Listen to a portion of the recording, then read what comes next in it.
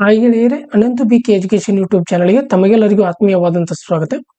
December 21ರಿಂದ 25ರವರೆಗಿನ GK today current affairs MCQ ಪ್ರಶ್ನೆಗಳನ್ನು ಕನ್ನಡದಲ್ಲಿ ನಾವು ನೋಡಲಿದ್ದೇವೆ. ಬನ್ನಿ ಗೆಳೆಯರೇ, ಮೊದಲನೇ ಪ್ರಶ್ನೆ ಯಾವುದಂತ ನೋಡೋಣ. Which was the top recipient country for the remittance in 2024? ಅಂದರೆ 2024ರಲ್ಲಿ ಹಣ ರವಾನೆಗಾಗಿ ಅಗ್ರ ಸ್ವೀಕೃತಿ ದೇಶ ಯಾವುದು ಅಂತ ಪ್ರಶ್ನೆ ಕೇಳಿದ್ದಾರೆ. ಇದಕ್ಕೆ ಸರಿಯಾದಂಥ ಉತ್ತರ ಭಾರತ ಸರಿಯಾದಂಥ ಉತ್ತರ. ಭಾರತವು 2024ರಲ್ಲಿ $129 ಬಿಲಿಯನ್ ರವಾನೆಗಳನ್ನು ಸ್ವೀಕರಿಸುತ್ತದೆ. ಜಾಗತಿಕವಾಗಿ ಅಗ್ರಸ್ಥಾನದಲ್ಲಿರುವಂಥದ್ದು. ಇದರ ನಂತರ ಸ್ಥಾನದಲ್ಲಿ ಮೆಕ್ಸಿಕೋ, ಚೀನಾ, ಫಿಲಿಪೈನ್ಸ್ ಮತ್ತು ಪಾಕಿಸ್ತಾನ್ ಇವೆ. ಕಡಿಮೆ ಮತ್ತು ಮಧ್ಯಮ ಆದಾಯದ ದೇಶಗಳಿಗೆ ರವಾನೆಗಳನ್ನು $685 ಶತಕೋಟಿ ಎಂದು ಅಂದಾಜಿಸಲಾಗಿದ್ದು, ದಕ್ಷಿಣ ಏಷ್ಯಾವು 11.8% ಇದು ಬೆಳೆಯುತ್ತಾ ಇದೆ. ರವಾನೆಯ ಬೆಳವಣಿಗೆ ದರವು 2024ರಲ್ಲಿ 5.8% ಇದ್ದು ಎಂದು ನಿರೀಕ್ಷಿಸಲಾಗಿದೆ. ಇದು ವಿದೇಶಿ ನೇರ ಹೂಡಿಕೆಯನ್ನು ಮೀರಿಸುವಂತದ್ದಾಗಿದ್ದು, ಇದು ಕಳೆದ ದಶಕದಲ್ಲಿ 41% ಕುಸಿತವನ್ನು ಕಂಡಿರುವಂತದ್ದಾಗಿದೆ. ಹೌದಾ? ಇನ್ನು ಮುಂದಿನ ಪ್ರಶ್ನೆ, Ganges river dolphin tagging has been conducted in which state for the first time? ಅಂದರೆ ಗಂಗಾ ನದಿಯ ಡಾಲ್ಫಿನ್ ಟ್ಯಾಗಿಂಗ್ ಅನ್ನ ಯಾವ ರಾಜ್ಯದಲ್ಲಿ ಮೊದಲ ಬಾರಿಗೆ ನಡೆಸಲಾಗಿದೆ ಅಂತ ಪ್ರಶ್ನೆ ಇದೆ. ಇದಕ್ಕೆ ಸರಿಯಾದಂತ ಉತ್ತರ ಆಸಾಂ ಸರಿಯಾದಂತ ಉತ್ತರ. ಮೊದಲ ಗಂಗಾ ನದಿ ಡಾಲ್ಫಿನ್ ಅನ್ನ ಆಸಾಂನಲ್ಲಿ ಟ್ಯಾಗ್ ಮಾಡಲಾಗಿದೆ. ಇದು ವನ್ಯಜೀವಿ ಸಂರಕ್ಷಣೆಯ ಒಂದು ಪ್ರಮುಖ ಕ್ಷಣವಾಗಿರುವಂತದ್ದು. ಪರಿಸರ ಸಚಿವಾಲಯದ ನೇತೃತ್ವದ ಯೋಜನೆಯು WII, ಆಸಾಂ ಅರಣ್ಯ ಇಲಾಖೆ ಮತ್ತು ಅರಣ್ಯಕ್ಕನಿಂದ ಹಗುರವಾದ ಉಪಗ್ರಹ ಹೊಂದಾಣಿಕೆ ಟ್ಯಾಗ್ಗಳನ್ನು ಇದು ಬಳಸುವಂತದ್ದಾಗಿದೆ. ಗಂಗಾ ನದಿಯ ಡಾಲ್ಫಿನ್ ಅಳಿವಿನಂಚಿನಲ್ಲಿದ್ದು ಮತ್ತು ಇದು ನೇಪಾಳ, ಭಾರತ ಮತ್ತು ಬಾಂಗ್ಲಾದೇಶದಾದ್ಯಂತ ನದಿ ವ್ಯವಸ್ಥೆಗಳಲ್ಲಿ ಕಂಡುಬರುತ್ತದೆ. ಇದನ್ನ ವಿವಿಧ ಸಂರಕ್ಷಣಾ ಕಾನೂನುಗಳ ಅಡಿಯಲ್ಲಿ ರಕ್ಷಿಸಲಾಗಿರುವಂತದ್ದು. ಇನ್ನು ಮುಂದಿನ ಪ್ರಶ್ನೆ, Shanan hydel project is located in which state ಅಂತ ಕೇಳಿದಾರ. ಶಾನನ್ ಹೈಡಲ್ ಪ್ರಾಜೆಕ್ಟ್ ಯಾವ ರಾಜ್ಯದಲ್ಲಿ ಇದೆ ಅಂತ ಪ್ರಶ್ನೆ ಇದೆ. ಇದಕ್ಕೆ ಸರಿಯಾದಂತ ಉತ್ತರ ಹಿಮಾಚಲ ಪ್ರದೇಶ ಸರಿಯಾದಂತ ಉತ್ತರ. ಶಾನನ್ ಹೈಡಲ್ ಪ್ರಾಜೆಕ್ಟ್ ಹಿಮಾಚಲ ಪ್ರದೇಶದ ಜೋಗಿಂದರ್ ನಗರದಲ್ಲಿ ಊಹ್ಲಾ ನದಿಯ ಮೇಲೆ ಇರುವಂತದ್ದು. ಇದು 1925ರಲ್ಲಿ ಪಂಜಾಬ್ಗೆ 99 ವರ್ಷಗಳ ಕಾಲ ಗುತ್ತಿಗೆ ನೀಡಲಾಯಿತು. ಇದು ಆರಂಭದಲ್ಲಿ ಇದು ಅವಿಭಜಿತ ಪಂಜಾಬ್, ಲಾಹೋರ್ ಮತ್ತು ದೆಹಲಿಗೆ ವಿದ್ಯುತ್ ಸರಬರಾಜನ್ನು ಮಾಡ್ತಾ ಇತ್ತು. ಇದರ ಸಾಮರ್ಥ್ಯ ಎಷ್ಟಂದ್ರೆ 48 ಮೆಗಾವ್ಯಾಟ್ ನಿಂದ 111 ಮೆಗಾವ್ಯಾಟ್ಗೆ ಇದು ಹೆಚ್ಚಿದೆ. ಹಿಮಾಚಲ ಪ್ರದೇಶವು ಗುತ್ತಿಗೆ ಅಡಿಯಲ್ಲಿ 500 ಕಿಲೋವ್ಯಾಟ್ ಉಚಿತ ವಿದ್ಯುತ್ತನ್ನು ಪಡೆಯುತ್ತಿರುವಂತದ್ದು ವಿಶೇಷವಾಗಿರ್ತದ. ಹೌದಾ? ಇನ್ನು ಮುಂದಿನ ಪ್ರಶ್ನೆ, the crime and criminal tracking network and system has been conceptualised under the which ministry ಅಂತ ಕೇಳಿದಾರ. ಅಂದ್ರೆ ಅಪರಾಧ ಮತ್ತು criminal tracking network of system ಅನ್ನ ಯಾವ ಸಚಿವಾಲಯದ ಅಡಿಯಲ್ಲಿ ಇದನ್ನ ಪರಿಕಲ್ಪನೆ ಮಾಡಲಾಗಿದೆ ಅಂತ ಪ್ರಶ್ನೆ ಇದೆ. ಇದಕ್ಕೆ ಸರಿಯಾದಂತ ಉತ್ತರ ಗೃಹ ವ್ಯವಹಾರಗಳ ಸಚಿವಾಲಯ ಸರಿಯಾದಂತ ಉತ್ತರ. ಭಾರತದಲ್ಲಿನ ಎಲ್ಲ 17,130 ಪೊಲೀಸ್ ಠಾಣೆಗಳು 2009ರಲ್ಲಿ ಪ್ರಾರಂಭಿಸಲಾದಂತಹ CCTNs ಪ್ಲಾಟ್ಫಾರ್ಮ್ ಮೂಲಕ ಸಂಪರ್ಕ ಹೊಂದಿದೆ. ರಾಷ್ಟ್ರೀಯ ಆಡಳಿತ ಯೋಜನೆಯ ಭಾಗವಾಗಿರುವ ಈ ಒಂದು ಉಪಕ್ರಮವು 2,000 ಕೋಟಿ ಬಜೆಟ್ ಅನ್ನು ಹೊಂದಿದ್ದು ಮತ್ತು ಪೊಲೀಸ್ ದಕ್ಷತೆಯನ್ನು ಸುಧಾರಿಸುತ್ತದೆ. CCTNs ವಿವರವಾದ ಅಪರಾಧದ ಡೇಟಾವನ್ನು ಸಂಗ್ರಹಿಸುತ್ತದೆ ಮತ್ತು ದೇಶದಾದ್ಯಂತ ನ್ಯಾಯಾಲಯಗಳು, ಜೈಲುಗಳು ಮತ್ತು ಫೋರೆನ್ಸಿಕ್ನೊಂದಿಗೆ ಪೊಲೀಸ್ ಮಾಹಿತಿಯನ್ನು ಸಂಯೋಜಿಸುವಂತದ್ದಾಗಿದೆ. ಇನ್ನು ಮುಂದಿನ ಪ್ರಶ್ನೆ, which village has become the country first solar border village? ಯಾವ ಗ್ರಾಮವು ದೇಶದ ಮೊದಲ ಸೌರ ಗಡಿ ಗ್ರಾಮವಾಗಿದೆ ಅಂತ ಪ್ರಶ್ನೆ ಇದೆ. ಇದಕ್ಕೆ ಸರಿಯಾದಂತ ಉತ್ತರ ಗುಜರಾತನ ಮಸಲಿ ಸರಿಯಾದಂತ ಉತ್ತರ. ಗುಜರಾತನ ಮಸಲಿ ಗ್ರಾಮವು ಭಾರತದ ಮೊದಲ ಗಡಿ ಸೌರ ಗ್ರಾಮವಾಗಿದ್ದು ಪಾಕಿಸ್ತಾನದಿಂದ 40 ಕಿಲೋಮೀಟರ್ ದೂರದಲ್ಲಿದೆ ಮತ್ತು 800 ಜನರಿಗೆ ಇದು ನೆಲೆಯಾಗಿರುವಂತದ್ದು. ಈ ಗ್ರಾಮವು 17 ಗ್ರಾಮಗಳನ್ನು ಸಂಪೂರ್ಣ ಸೌರಶಕ್ತಿ ಚಾಲಿತಗೊಳಿಸಲು ಗಡಿ ಅಭಿವೃದ್ಧಿ ಯೋಜನೆಯ ಒಂದು ಭಾಗವಾಗಿದೆ. ಇದರಲ್ಲಿ $1.16 ಕೋಟಿ ಯೋಜನೆಗೆ ವಿವಿಧ ಮೂಲಗಳಿಂದ ಹಣ ನೀಡಲಾಗಿದ್ದು, ಪ್ರಧಾನಮಂತ್ರಿ ಸೂರ್ಯಘರ್ ಯೋಜನೆಯಡಿಯಲ್ಲಿ $59.81 ಲಕ್ಷ ಸಬ್ಸಿಡಿ ಮತ್ತು ಬ್ಯಾಂಕ್ಗಳು ಮತ್ತು ಕಂಪನಿಗಳ ಕೊಡುಗೆಗಳು ಇದರಲ್ಲಿ ಸೇರಿರುವಂತವು. ಇನ್ನು ಮುಂದಿನ ಪ್ರಶ್ನೆ, what is the name of the campaign launched the during the 4th good governance week 2024? ಅಂದರೆ 4ನೇ ಉತ್ತಮ ಆಡಳಿತ ವಾರ 2024ರಲ್ಲಿ ಪ್ರಾರಂಭಿಸಲಾದ ಒಂದು ಅಭಿಯಾನದ ಹೆಸರು ಏನಂತ ಕೇಳಿದ್ದಾರೆ. ಇದಕ್ಕೆ ಸರಿಯಾದಂಥ ಉತ್ತರ ಪ್ರಶಾಸನ್ ಗಾಂವ್ ಕಿ ಓರೆ ಎಂಬುದು ಸರಿಯಾದಂಥ ಉತ್ತರ. ಪ್ರಶಾಸನ್ ಗಾಂವ್ ಕಿ ಓರೆ ಅಭಿಯಾನವು ಭಾರತದಾದ್ಯಂತ ಡಿಸೆಂಬರ್ 19ರಿಂದ 24ರವರೆಗೆ ನಡೆಯುವ ಉತ್ತಮ ಆಡಳಿತ ವಾರದ ಭಾಗವಾಗಿರುವಂಥದ್ದು.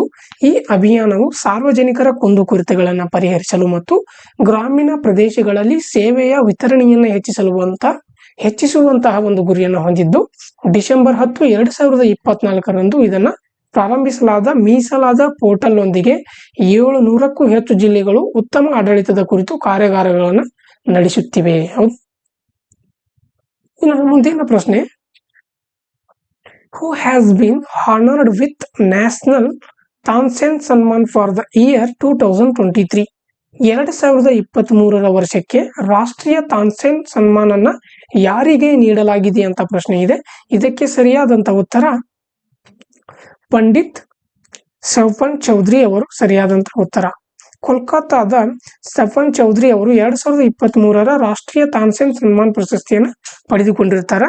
ಇಂದೋರ್ನ ಸನ್ನದ್ ನ್ಯಾಸ್ ಸಂಸ್ಥೆಯು 2023ರ ರಾಜಾ ಮಾನ್ಸಿಂಗ್ ತೋಮರ್ ಇದನ್ನು ಸ್ವೀಕರಿಸುವಂಥದ್ದು.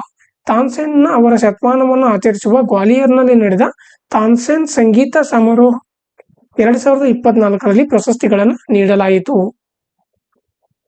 ಇನ್ನು ಮುಂದಿನ ಪ್ರಶ್ನೆ, ಮಿಲ್ಕ್ವೀಡ್ ಪ್ಲಾಂಟ್ಸ್ ಅಸ್ಕ್ಲೆಪಿಯಾಸ್ ಸಿರಿಯಾಕೆಲ್ ಪ್ರಾಥಮಿಕವಾಗಿ ಯಾವ ರಾಜ್ಯಗಳಲ್ಲಿ ಕಂಡುಬರುತ್ತದ ಅಂತ ಪ್ರಶ್ನೆ ಇದೆ. ಇದಕ್ಕೆ ಸರಿಯಾದಂತ ಉತ್ತರ ರಾಜಸ್ಥಾನ್, ಕರ್ನಾಟಕ ಮತ್ತು ತಮಿಳುನಾಡು ಸರಿಯಾದಂತ ಉತ್ತರ. ಜವಳಿ ಸಚಿವಾಲಯವು ನವೀನ ನೈಸರ್ಗಿಕ ನಾರಗಳನ್ನು ಸಂಶೋಧಿಸುತ್ತಿದೆ. ಮಿಲ್ಕ್ವೀಡ್ ಸಸ್ಯ ಬೀಜಗಳಿಂದ ಮಿಲ್ಕ್ವೀಡ್ ಫೈಬರ್ ಸೇರಿದಂತೆ ಮಿಲ್ಕ್ವೀಡ್ ಅಸ್ಕ್ಲೆಪಿಯಾಸ್ ಸಿರಿಯಾಕ ಎಲ್ ಉತ್ತರ ಅಮೆರಿಕಕ್ಕೆ ಸ್ಥಳೀಯವಾಗಿದ್ದು ಮತ್ತು ರಾಜಸ್ಥಾನ್, ಕರ್ನಾಟಕ ಮತ್ತು ತಮಿಳುನಾಡು ಭಾರತದಲ್ಲಿ ಇವುಗಳು ಬೆಳೆಯುತ್ತವೆ. ಮಿಲ್ಕ್ವೀಡ್ ಫೈಬರ್ ಹಗುರವಾದ ಜೈವಿಕ ವಿಘಟನೆಯ ಮತ್ತು ನೀರು ಸುರಕ್ಷತಾ ಉಪಕ್ರಮಗಳು ಮತ್ತು ಶೋಧನೆಯ ವ್ಯವಸ್ಥೆಗಳಲ್ಲಿ ಈ ಅಪ್ಲಿಕೇಶನ್ಗಳನ್ನು ಇದು ಹೊಂದಿರುವಂಥದ್ದು ವಿಶೇಷವಾಗಿದೆ. ಇನ್ನು ಮುಂದಿನ ಪ್ರಶ್ನೆ, which organization published the 2024 Analyze and Forecast to 2027 report ಅಂತ ಇದೆ. ಅಂದರೆ ಯಾವ ಸಂಸ್ಥೆಯು ಕಲ್ಲಿದ್ದಲು 2024 ವಿಶ್ಲೇಷಣೆ ಮತ್ತು 2027ರ ಮುನ್ಸೂಚನೆ ವರದಿಯನ್ನು ಪ್ರಕಟಿಸಿದೆ ಅಂತ ಪ್ರಶ್ನೆ ಇದೆ. ಇದಕ್ಕೆ ಸರಿಯಾದಂತ ಉತ್ತರ ಇಂಟರ್ನ್ಯಾಷನಲ್ ಎನರ್ಜಿ ಏಜೆನ್ಸಿ ಸರಿಯಾದಂತ ಉತ್ತರ.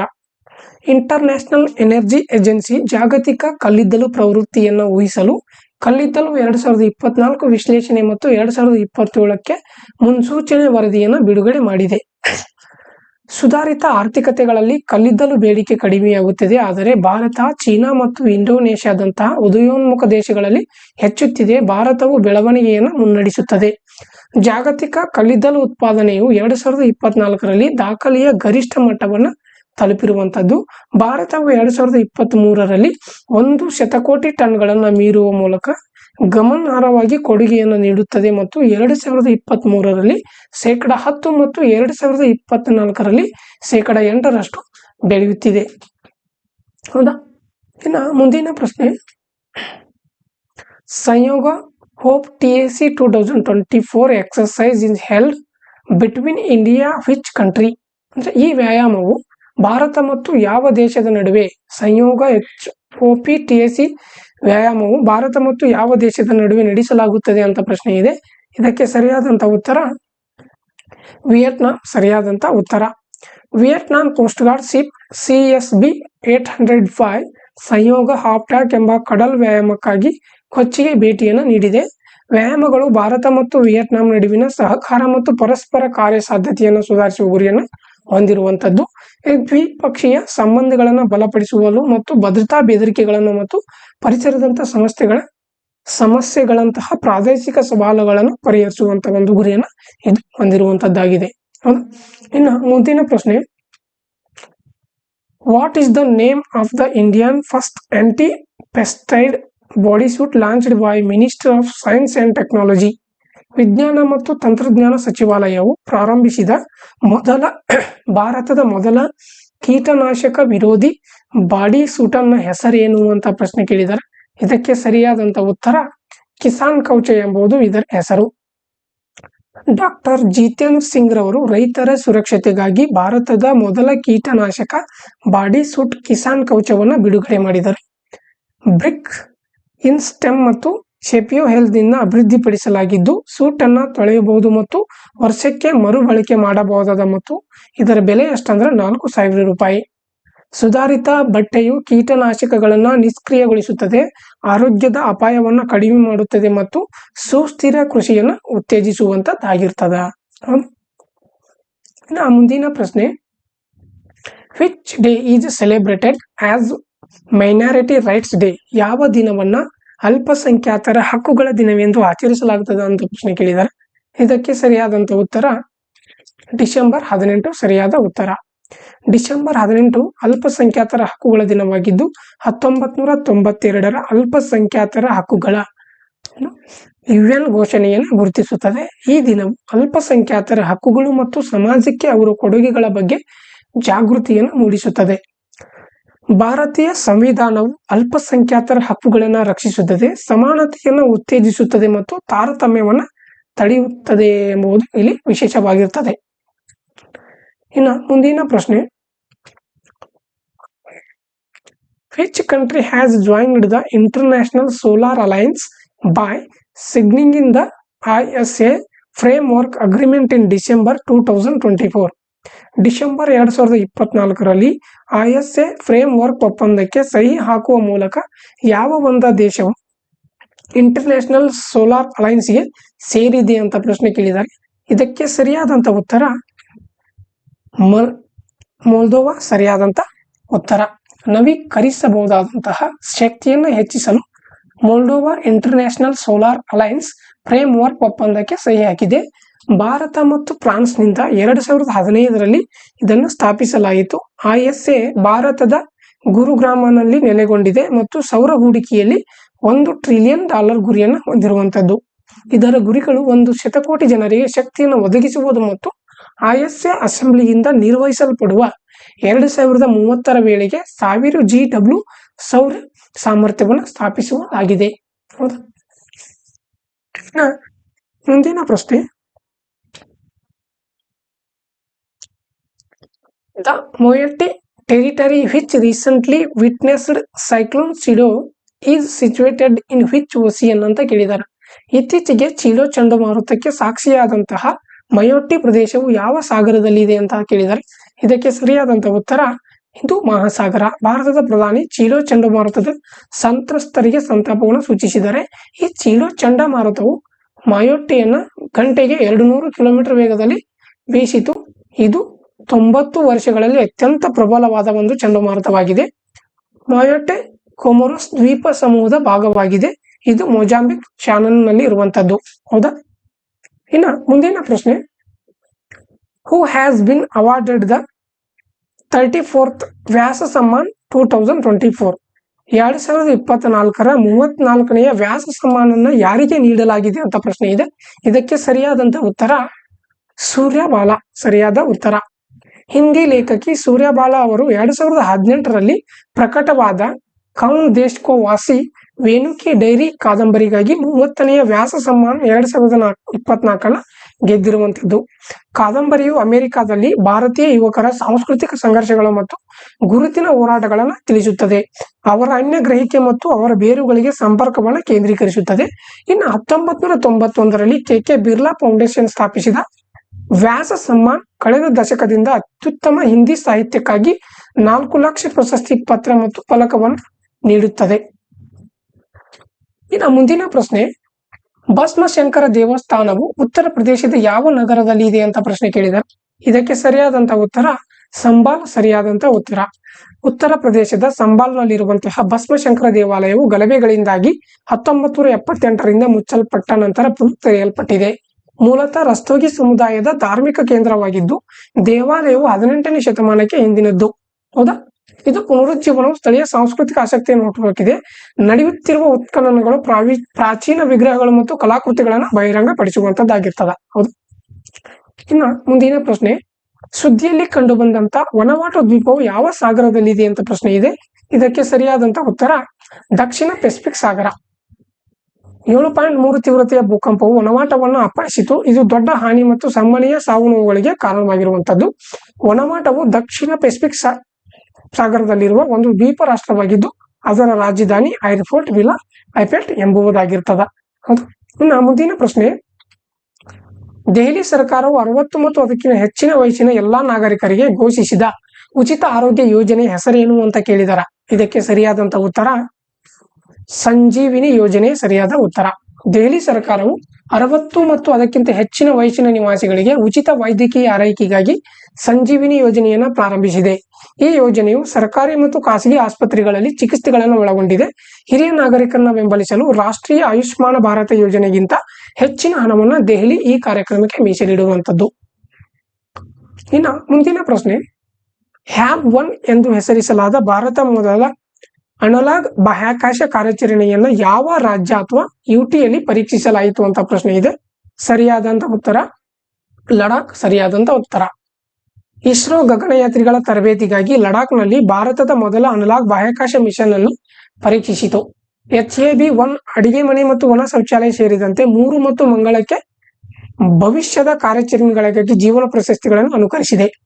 ಲಡಾಖ್ನ ಕಠಿಣ ಪರಿಸರವು ಗಗನಯಾನ ಯೋಜನೆಗೆ ಗಗನಯಾತ್ರಿಗಳನ್ನು ತಯಾರಿಸಲು ಸಹಾಯ ಮಾಡುತ್ತದೆ. ಇದನ್ನ ಅವರು ಕಡಿಮೆ ಭೂಮಿಯ ಕಕ್ಷೆಗೆ ಕಳಿಸುವ ಗುರಿಯನ್ನು ಹೊಂದಿರುವಂತದ್ದು ವಿಶೇಷವಾಗಿದೆ.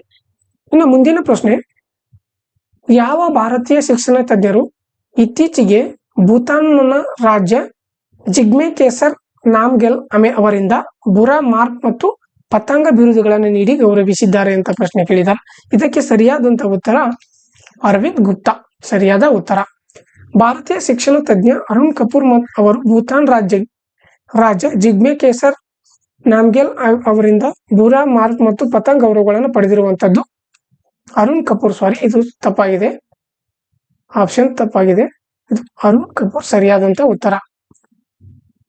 ಇಲ್ಲಿ ಆಪ್ಷನ್ ಏನಂತ ಅರುಣ್ ಕಪೂರ್ ಸರಿಯಾದಂತ ಉತ್ತರ. ಈ ಗೌರವಗಳು ದಶೋ ಶೀರ್ಷಿಕೆಯೊಂದಿಗೆ ಬರುತ್ತವೆ ಮತ್ತು ಭೂತಾನಿಗೆ ಗಣನೀಯವಾಗಿ ಕೊಡುಗೆಯನ್ನು ನೀಡುವವರಿಗೆ ವಿಶಿಷ್ಟವಾಗಿ ನೀಡಲಾಗಿರ್ತದ. ಕಪೂರ್ ಅವರು ಭೂತಾನ್, ಭಾರತ ಮತ್ತು ಒಮಾನ್ನಲ್ಲಿ ಶಿಕ್ಷಣ ಸಂಸ್ಥೆಗಳನ್ನು ಸ್ಥಾಪಿಸಿದ್ದಾರೆ. ಭೂತಾನ್ನ ಶಿಕ್ಷಣ ವ್ಯವಸ್ಥೆಗೆ ಅವರ ಕೊಡುಗೆಗಳಾಗಿ ಮನ್ನಣೆಯನ್ನು ಗಳಿಸಿರುವಂತದ್ದು ವಿಶೇಷವಾಗಿರ್ತದ. ಹೌದಾ? ಏನ್ ಸರಿಯಾದ ಉತ್ತರ ಅರುಣ್ ಕಪೂರ್ ಸರಿಯಾದಂತ ಉತ್ತರ.